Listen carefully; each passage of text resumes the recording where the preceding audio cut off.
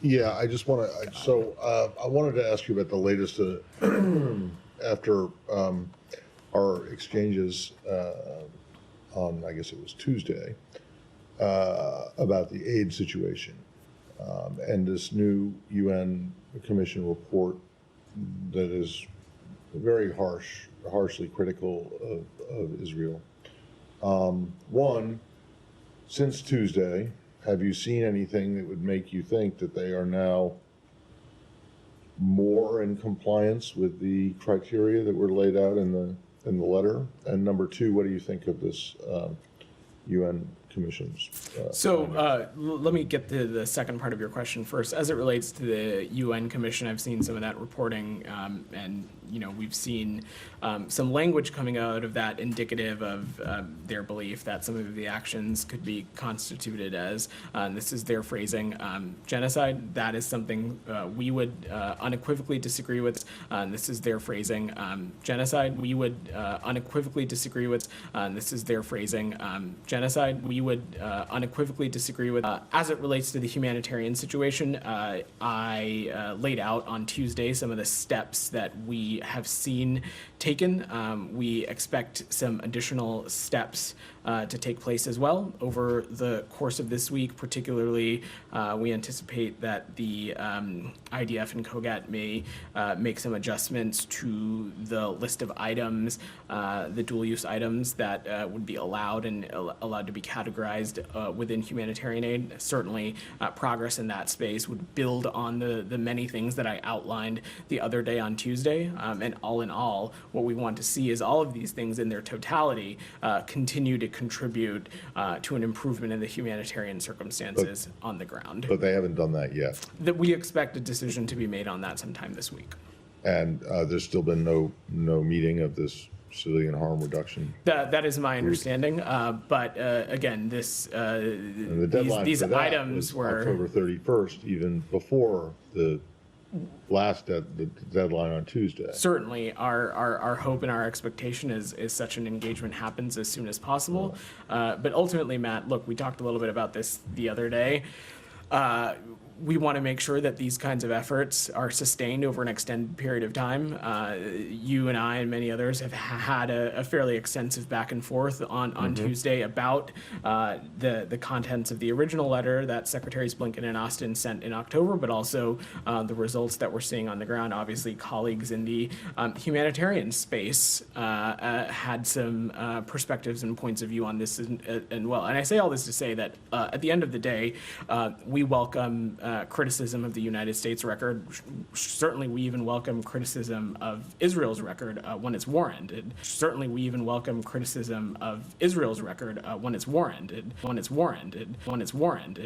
But certainly, it ultimately, at the end of the day, needs to be grounded in facts.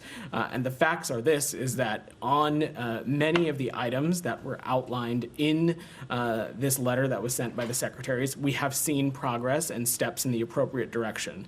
What we need to see now is these kinds of events sustained over a significant period of time, and our hope is that through the significant progress steps that we've seen, that the operational space has been created to see an additional inflow of trucks, see an additional inflow of humanitarian aid, that all in all, contributing will hopefully help address the dire humanitarian crisis in Gaza. All right, well, yeah, I mean, you keep using the word hope and the words hope and expectation.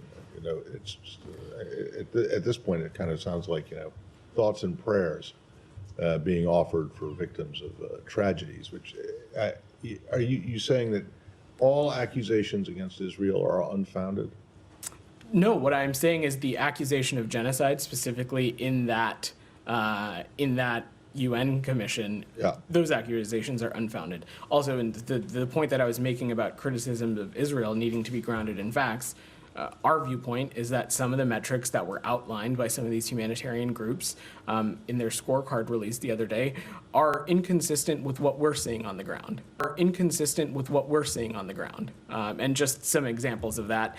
That scorecard said that humanitarian aid had been cut off in the north. That is not accurate. Not accurate from our reporting and not accurate from our engagements with people in the region. Food and supplies had been delivered to Gaza City for weeks now, and last week we've also saw some progress in Jabalia and some of the surrounding areas.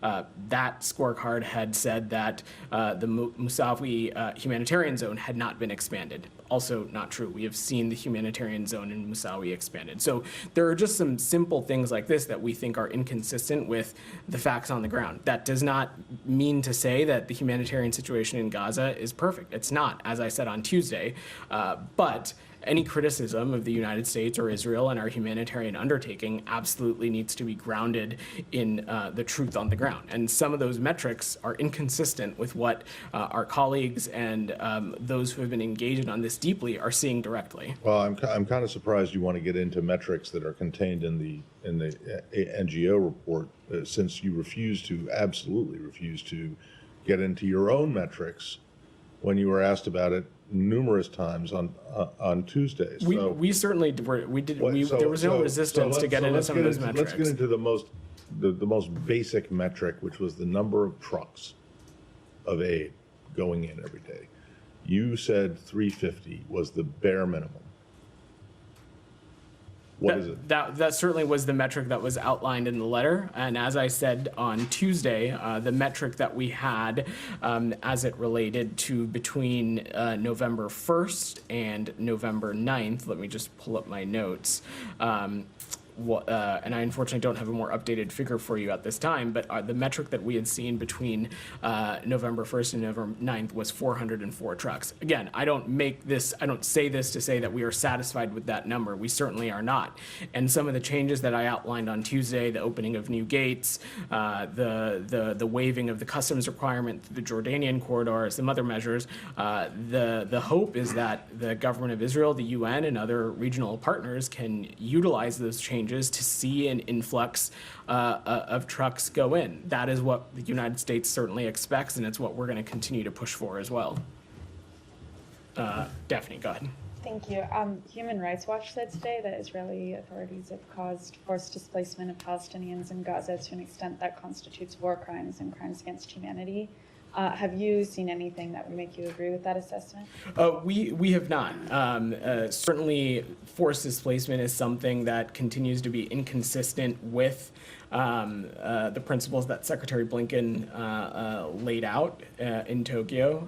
And again, I will let our partners in the IDF speak to the specific military tactics and operations, but it is wholly consistent and acceptable to ask civilians to evacuate a certain area while they are conducting certain military operations, and then for them to be able to go home. We have not seen any kind of specific forced displacement, but as you've heard us say consistently, this is something that we're going to pay incredibly close attention to. And if we see actions that are not just inconsistent with that, but inconsistent with what is expected of our partners and expected of how we enforce U.S. law, we'll take appropriate action as well.